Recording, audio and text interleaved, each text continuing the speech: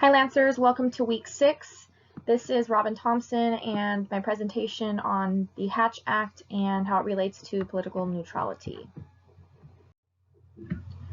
So what is the Hatch Act? The Hatch Act of 1939 was basically an act that was put into place to prevent members of the federal government from engaging in political activity. Specifically, at that point, it was employees in the executive branch of the federal government, except the president, vice president, and some certain other positions, from engaging in political activity. We can kind of look at this as do not bring your personal politics to work. Political activity can be thought of as someone running for office. You're not using resources of your employer to campaign for them.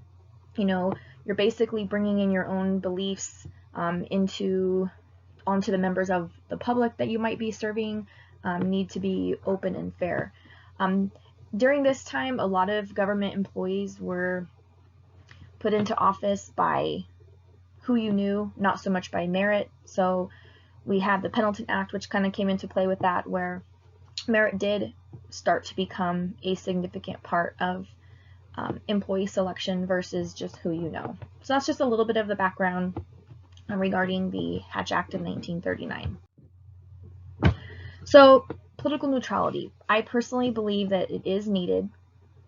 As public and civil servants, we are required to make decisions that impact the livelihood of people's lives. And if we were to make decisions and treat people based on our own expectations or our own political or religious beliefs or stances on various issues, then we would not be serving the public as we all swear and take an oath to do. Yes, there's need for improvement to be made, but overall, political neutrality is needed. You can't talk about you shouldn't be talking about your political beliefs at work with employees or even just members of the public, because the continuity and the performance of us as civil servants, it's very relevant to our job and to our organization's missions and vision statements, that we have to be loyal to that. And civil servants have to make sure that we are governing, and